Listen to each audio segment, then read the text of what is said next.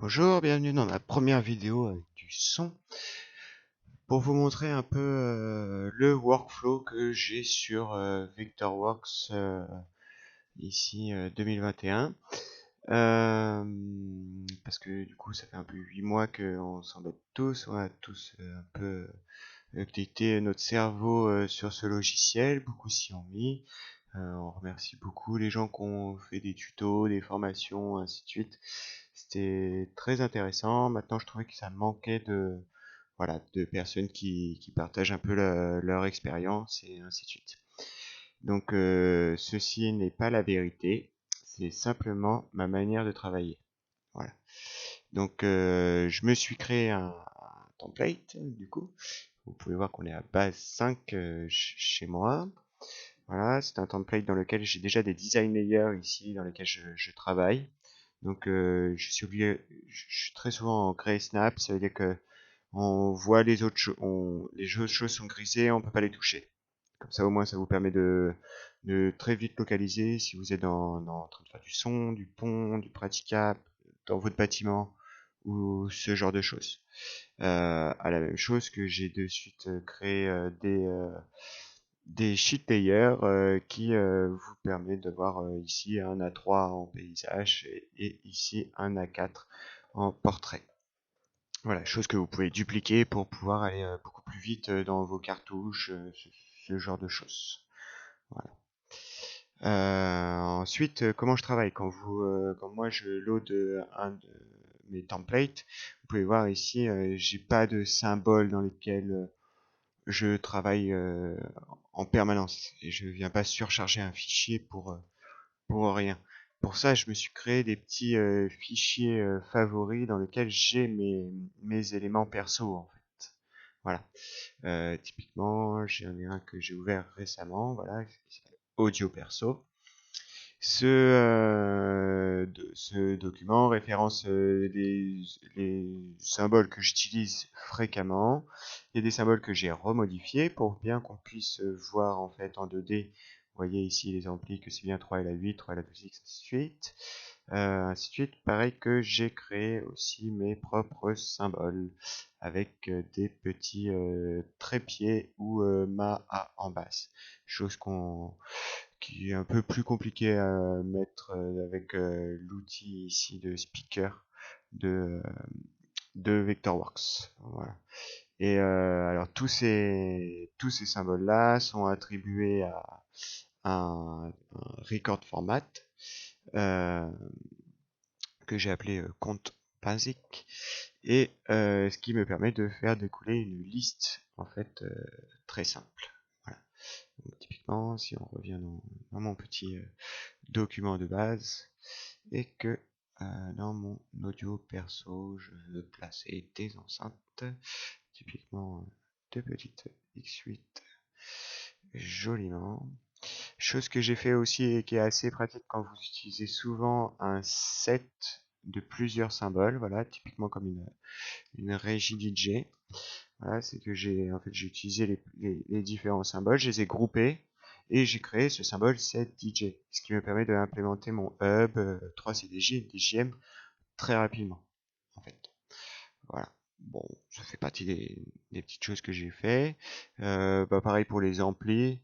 Bon, j'ai pas modifié la 3D, mais au moins j'ai la rack tout fait. Voilà. On voit sur la plan 2D que du coup que c'est marqué comme ça. Et quand par contre j'ai fait une petite subtilité de quand je fais apparaître mon décompte d'audio, c'est que du coup j'ai bien mis que c'était un LRAC 2 avec un LA8, avec des LA8 dedans. Et par contre là vous voyez j'ai mis deux racks de LA8, donc j'ai mis 6 LA8. Comme ça si jamais le prestataire, qui que ce soit, euh, veut me les donner, veut les envoyer en solo sur le chantier, ou voilà, il connaît le nombre exact d'amplis qu'il faut. Voilà. Pareil pour les petites X8, vous pouvez voir qu'il a implémenté du coup deux pieds KM dedans. Pareil pour la régie DJ, on a bien 3 CDJ, une DJM et un petit hub RJ45 4 ports. Voilà. Ça c'est ce qui concerne ma petite partie de l'audio qu'on vient de mettre dans mon design layer de déco et qu'on va rapatrier autres. En ce qui concerne le pont, j'ai aussi fait des symboles perso, notamment les cerfs, les colliers on a retourné. Il y a un très bon collier en marionnette qui vous permet de tourner vos colliers et tout ainsi de suite, qui est directement disponible sur le site de Vectorworks. Voilà, moi j'ai juste fait ça avant, pour un petit projet où il fallait faire un peu de détail et connaître bien l'empattement des crochets un peu lourds. Voilà. La donne que j'ai fait, que j'estime qui est pour moi le plus important, c'est les embases ici. Ça veut dire que quand vous prenez du pont euh, de chez de la base Vectorworks, que vous prenez un 2 mètres, que vous le mettez debout par exemple, et que vous le voyez là. Si on veut mettre une embase lourde, l'embase lourde, elle se colle automatiquement à mon bout de pont en H30V parce que c'est une embase lourde en H30V et elle se place correctement directement. À la même chose que j'ai aussi fait des embases carrées. Voilà. Ça permet d'être rapide, efficace et ainsi de suite. Pareil, la chose que j'aimais pas trop dans Vectorworks qui étaient les monotubes. Voilà, parce que nous on a eu l'habitude d'utiliser du monotube qui se manchonne et qui va assez vite. C'est très différent de la physiologie du lighting pipe dans Vectorworks. Moi, mon monotube s'apparente comme un bout de pont en fait. Donc quand je le mets si bien là, il est apparu de cette manière-là à 90 degrés. Voilà. Parce que chez moi, ils sont de base implémentés comme ça. De la même manière, on peut lui mettre une petite en base de monotube. Voilà, à son sol, comme à sa tête. Attention, c'est pas un outil qui évite les bêtises. Il faut savoir un petit peu ce qu'on fait avec. Voilà. À la même chose que dans l'audio, ici tout le monde appartient du coup au Trust Record, qui est la base, le record de base dans Vectorworks pour tous les éléments de pont. Ici, si on a fait apparaître les éléments de mon tableau, on peut bien voir qu'il y a tout le monde qui est apparu et il y a le poids, le nombre, la couleur, ainsi de suite qu'on peut bouger. Ce qui vous permet de faire des listings. J'ai préféré faire des listings qui étaient séparés par catégorie. Comme ça permet de bien communiquer à la bonne personne. Vous sortez des plans de son, vous sortez des plans de lumière, vous sortez des plans de rig et de pont, ou des plans d'élec. On parle pas aux mêmes personnes, pour moi. Voilà. Donc, ça m'a paru assez important de faire des listes qui sont assez séparées, dans lesquelles on mettra des datas qui sont différentes. Voilà. Ça, c'est ce qui concerne le pont. En ce qui concerne les praticables ici, de la même manière que vous pouvez le faire dans Vectorworks et ça se fait très bien, et pas de souci. C'est juste que moi j'ai préféré le faire de la sorte. C'est-à-dire qu'il va falloir refaire ça aussi dans la version 2021.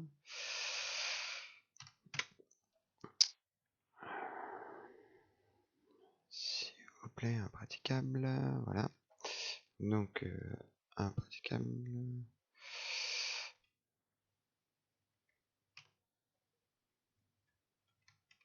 Non, merci. 2 praticables, 3 praticables pour la démo. Voilà, donc j'ai bien mes 3 praticables. De la même manière que dans mes praticables personnels, ce que j'ai fait, c'est le lot de marches. Voilà, les marches de différentes tailles, les rambardes et les rambardes de praticables. Parce que ça, vous pouvez les implémenter directement dans le plugin de praticable. Malheureusement, c'est très compliqué à mettre dans un tableau par la suite pour pouvoir vous faire un listing correct. Voilà. Donc, marche, s'il vous plaît, monsieur.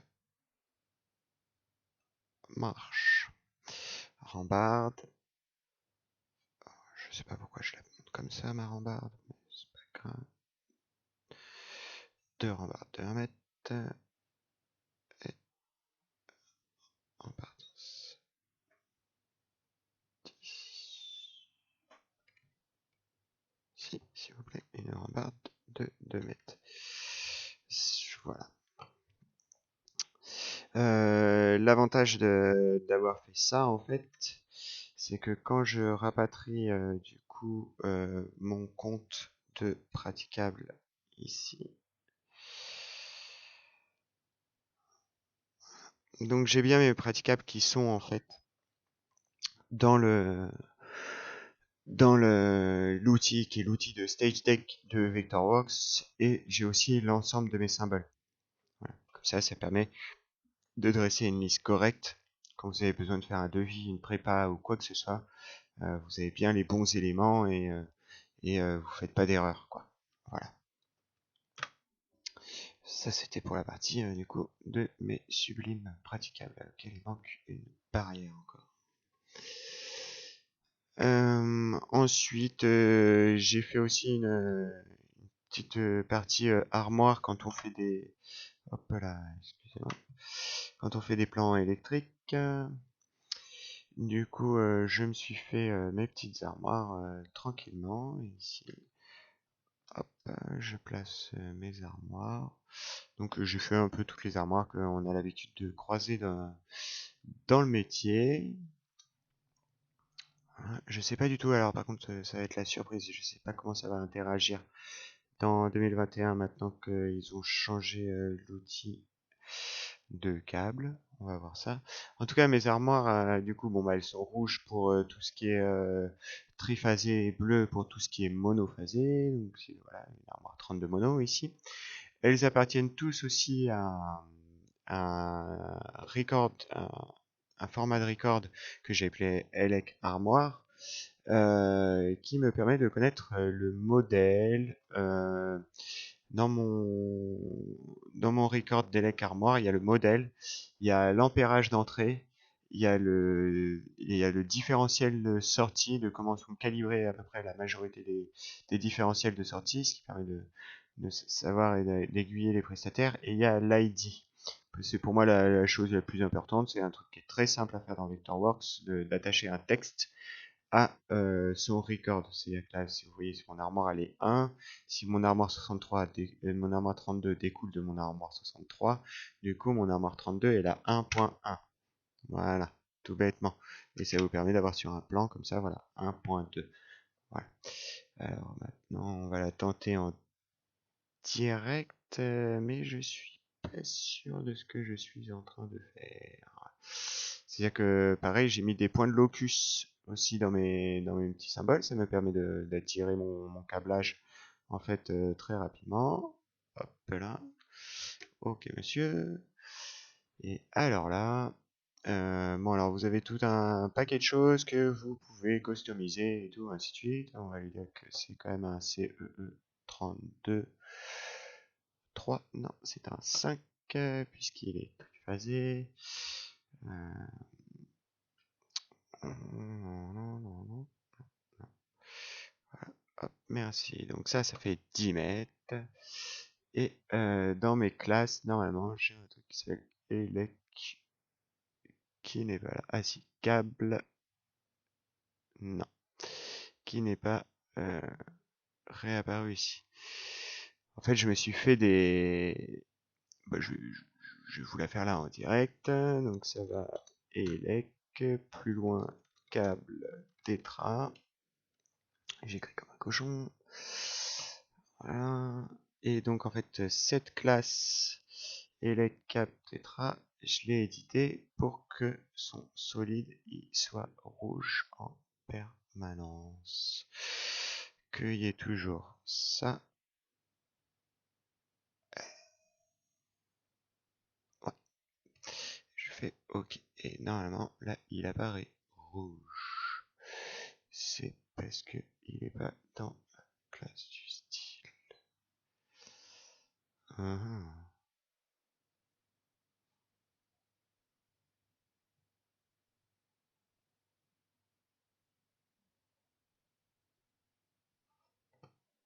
Classe style. Cap tétra. Edit, tu es rouge.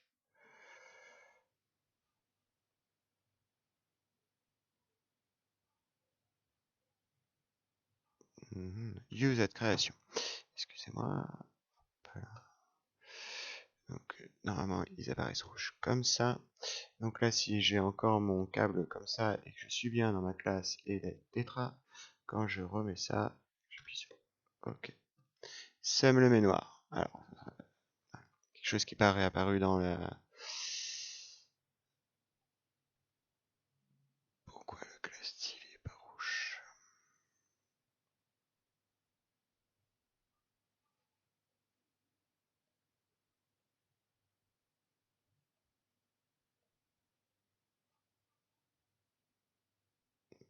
Écoutez, je ne vais pas épiloguer là-dessus. En tout cas, dans ma version 2020, j'avais fait une petite aparté qui faisait que dès que je mettais un câble dans la classe, euh, parce qu'il appartient à la classe none. Si je mets en câble tétra,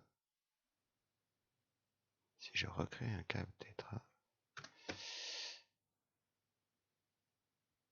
non, pas cette fois-ci. Je remets en câble tétra. Yes. Je veux que tu utilises. Là, il faudra que je change juste ma petite aparté. Ouais, voilà.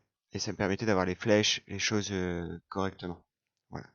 À savoir que la longueur qui est notée ici, et c'est ça qui est assez intéressant et important, c'est que c'est la longueur qui est reprise ici par les différents types de câbles. C'est pour ça que l'outil câble, je trouvais pas trop mal une fois qu'on l'avait adopté. Euh, et ça nous permet de connaître aussi la longueur réelle qui est de 5,59 m. Voilà. Ça, c'est une chose. La deuxième chose qui était assez intéressante, c'était que quand on mettait mon compte ELEC ici, et j'espère que ça va marcher, voilà. Dans mon, dans mon compte ELEC, j'avais du coup mes armoires avec mon ampérage, ma quantité, la majorité de mes diffs de sortie, de quelle manière ils étaient posés. Et j'ai surtout mes deux câbles qui sont là, et on peut voir les distances réelles et le câble sélectionné. Ça veut dire que ça soit toujours pareil, prépa, devis, en fonction du prestataire, du loueur, de n'importe qui, on voit la distance réelle. C'est-à-dire que si ce monsieur n'a pas des câbles de 8 mètres, eh ben, il peut me mettre un câble de 8 mètres et se rapprocher au maximum de la distance réelle de ce que je veux sur le chantier. Voilà. Même chose que si je fais ça, on fait des très grands câbles de 40 mètres, voilà. Je sais pas.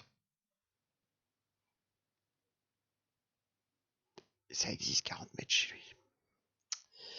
Mais si par exemple, au lieu d'avoir...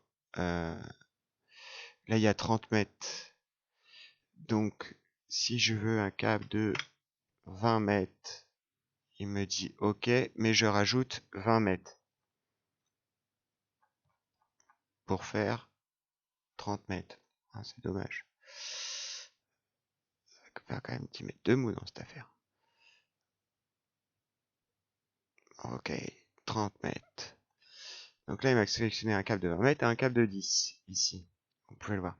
C'est pour ça qu'ici, j'ai mis une colonne qui s'appelle rallonge. C'est que ça prend la donnée du deuxième câble qui est noté. Voilà. Donc, c'est pour ça que ça m'a paru intéressant de mettre la distance réelle, le câble sélectionné avec sa rallonge. Voilà. La même chose que si ici, vous mettez un adaptateur, parce que vous ne savez pas pourquoi votre copain il a mal choisi son épanoui ou ce genre de choses. Vous mettez un adaptateur 32-63, bien sûr. Ça va être celui qui sera en sortie celui-là. Ici, dans le tableau, ça calcule automatiquement qu'il nous faut un adaptateur 63 vers 32. 32 vers 63. C'est un peu bizarre. Vous pouvez toujours aussi, après, comme je viens de passer à 2021, C'est un peu différent, mais c'est toujours pareil ici dans les plugin managers. Il y a un truc qui est très bien, alors ça creuse un peu plus loin et en général on ne vous l'apprend pas dans les tutoriaux, c'est qu'ici vous pouvez customiser vos plugins en fait. Et c'est assez intéressant, notamment quand vous allez à StageTech, que moi qui ai une version en fait anglaise. Ici, ils sont basés par rapport au format de pied, voilà. Donc, moi, mon praticable, quand je le load, il fait obligatoirement 1 m de haut. Moi, je veux qu'il fasse que 1 mètre, voilà. Et il prend la chose, donc dès que on rappellera un praticable, alors ça attention, je vais vous le dire après, dès qu'on rappellera un praticable, il fera, ce sera bien un praticable de 2 mètres par 1, le praticable qu'on a l'habitude d'utiliser. Vous pouvez customiser tous vos plugins comme ça. Ça veut dire que moi j'ai pas tous les câbles qui vont bien. Si on charge ma version 2020, dans mes plugins, il y a l'intégralité des câbles, l'intégralité des adaptateurs qui vont bien, les épanouis et aussi ce genre de choses. Donc du coup, une fois que ça, vous le faites une fois dans votre Vectorworks, et après, c'est parti pour toute votre vie avec votre version de Vectorworks. Et c'est quand même assez pratique. La seule chose qui est possible, et je tiens à vous le dire, c'est que votre plugin, il, il, il est possible qu'il soit que en lecture seule. Donc du coup, il faut aller essayer de farfouiller dans le dossier de Vectorworks pour le faire passer en écriture. Voilà. Et là, normalement, si je remets mon praticable, ah, il a dû prendre les anses, les premières. Je sais pas. En tout cas, il fait que bien 1 mètre par 1 mètre. Et il a bien l'espacement.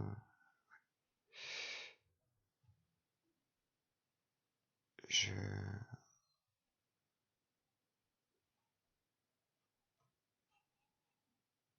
Bon, il a repris, comme j'ai remodifié des paramètres sur les praticables d'avant, je pense que si je recharge un autre fichier, il reviendra en arrière. Voilà. Mais ça, un peu pour donner un horizon de la customisation de plugins, c'est entièrement possible, entièrement réalisable, et sur Vectorworks, vous pouvez faire tout ce que vous voulez. Voilà. Donc ça, c'est la partie du coup de mon workflow et tout, ainsi de suite, de comment je fonctionne. Deuxième chose de comment je fonctionne, enfin, deuxième suivante des choses. Génial, on a mis les scènes dans les ponts et les ponts. Et là, on va mettre des ponts dans la Seine. Si je prends, je trouvais encore mes favoris. Qu'ici on place. Ah non, je le veux pas comme ça. Je le veux comme ça. Ici on place un bout d'un mètre, un bout d'un mètre. On sait pas pourquoi. Parce que c'est la magie du spectacle. On finit toujours avec des bouts de mètre comme ça. Okay. Ah, on revient. X. Touche X. Des bouts de mètre. Un bout de tresse. Qu'on fait revenir un bout de tresse. Et ici un bout de 3 mètres. Voilà. Et je vais vous expliquer, enfin vous allez comprendre après pourquoi ça se fait comme ça. Alors, pareil dans mon template, ce que j'ai fait, c'est que j'ai de suite, et ce qu'on vous apprend assez rapidement, c'est que j'ai très rapidement grisé, enfin annulé ma classe de simplified ici. Voilà. Maintenant, il y a des machines qui sont capables de charger au symbole assez correctement, j'imagine. Voilà. Ce que je voulais vous montrer, c'est un problème qu'on m'a expliqué, enfin, qu'on m'a donné assez souvent et que ça m'a énervé et que du coup j'ai résolu le problème par mes propres moyens. Voilà. C'est le placement des machines.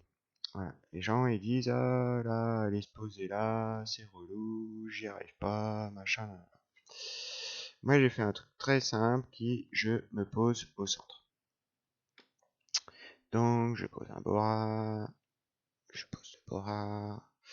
Allez, ça va. Pourquoi? Viens là, mon Bora. Vous voyez les gens. Et c'est vrai que dans Vectorworks, c'est pas si facile de placer des machines. Voilà. J'ai fait exprès de ramener des machines. Waouh, le record, ça fait ramer la bécane. S'il vous plaît. Je voudrais une deuxième machine. Et vous allez comprendre rapidement pourquoi. Qui n'a qu'un seul clamp. Donc toutes ces machines, c'est des machines qui sont bien sûr dans la. C'est pas des machines qui sortent que j'ai modifiées ou qui sortent de ma ou qui sortent de programme perso. Voilà, c'est le Bora, c'est une machine que j'utilise, enfin, je vois un peu, mais que j'ai jamais modifié, jamais touché. Donc là, mes machines, bon bah voilà, classiquement, elles sont bien en dessous de mon sol, ici correctement. Alors la première chose que j'ai fait, c'est ça. Parce que les gens ils m'ont dit ah c'est trop compliqué, je comprends pas. Donc je sélectionne mes machines. Je me suis fait ce qu'on appelle une marionnette ici et une marionnette de l'accroche de pont. Quand je load ma marionnette, elle me dit votre pont c'est du 300, c'est du 400, c'est de la S52, c'est du B100. J'ai pris ce que j'avais l'habitude d'utiliser. Je fais OK, là c'est du 300. Est-ce que vous voulez aller devant? Est-ce que vous voulez aller derrière? Et donc du coup je lui dis bah moi je veux aller devant. Et donc du coup il a placé automatiquement toutes mes machines devant. C'est les choses qui sont possibles avec une marionnette. Si je me suis planté, je fais accroche pont 300, qu'en fait je la veux au bottom, là elle va revenir au centre, on refait la même, accroche pont 300 au bottom, mes deux Makura, elles sont bien en membrure de derrière et pas de bataille.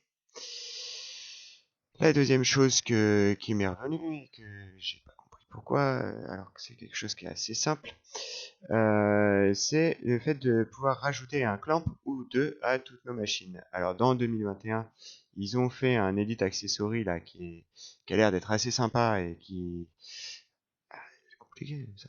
Ils ont fait un edit accessory ici qui a l'air d'être cool. Voilà, à voir dans les semaines à venir ce que ça va devenir.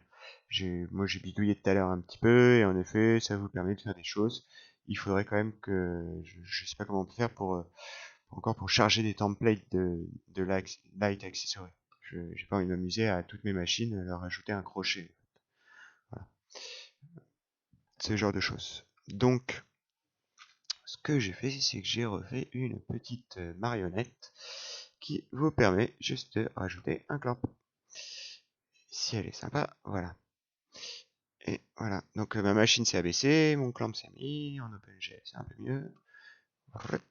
Et voilà, donc ma machine a mis un clamp parce que j'ai sélectionné des machines euh, parce que j'ai lancé la marionnette qui avait qu'un clamp. Voilà.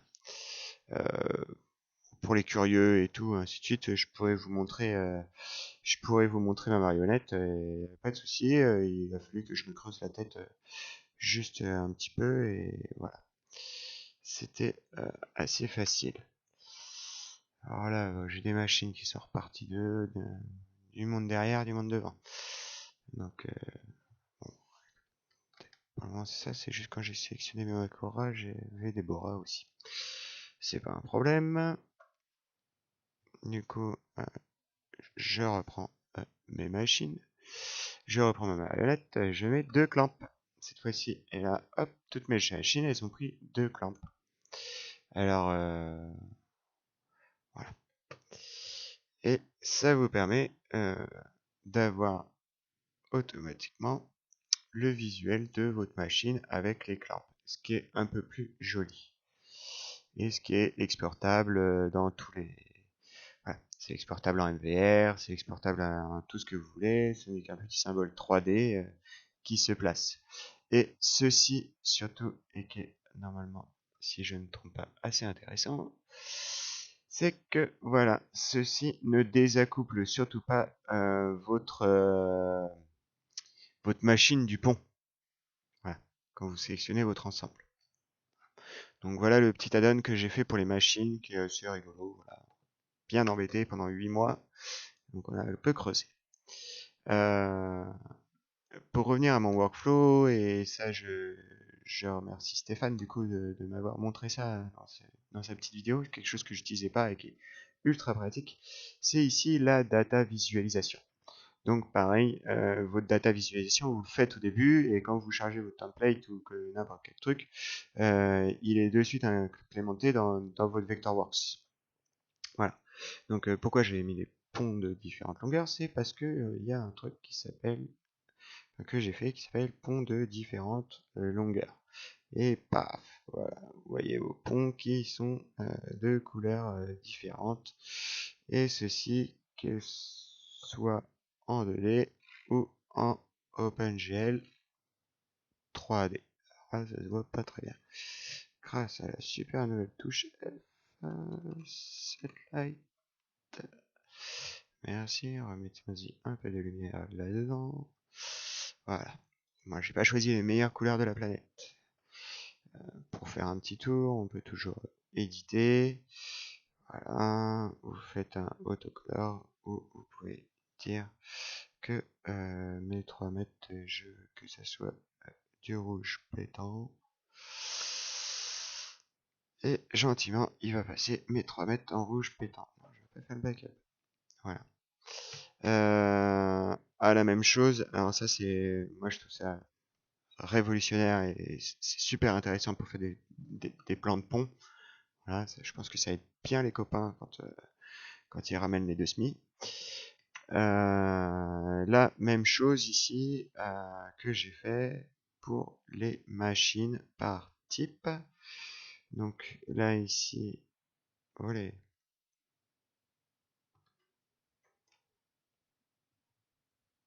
Là j'ai fait pont par type, machine par type, si vous voulez. Ça c'est ok. On peut en sélectionner plusieurs. Alors, les machines par type, pourquoi ça ne veut pas Edit data visualisation? Parce que mes Bora, mes Macora, elles n'étaient pas dedans, donc on fait autocolor. Autocolor, mes Bora, ils sont par type. Ah, même chose de quand vous faites Spotlight, Numbering. Ici, que vous mettez votre TMX adresse, que vous l'implémentez par footprint, et que vous mettez aussi surtout votre univers, et que vous avez dit que c'est tout le monde dans le même univers. Et ici, vous mettez 1, 2, 3, 4, s'il te plaît, 4, 5. Vous faites OK.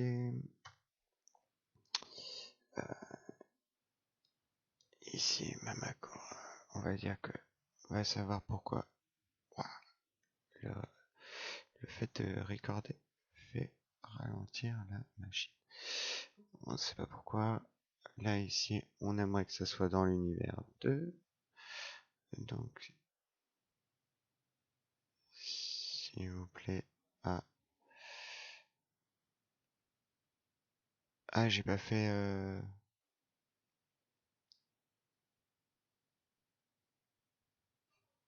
J'ai pas dû faire OK. C'est ça. 1, 2, il m'a dit TMX adresse 157, 261, 286. OK.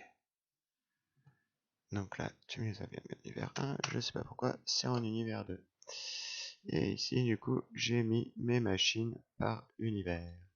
Donc du coup, voilà, vous pouvez au moins poser vos machines par univers. Ça, je trouve ça quand même assez intelligent et pratique.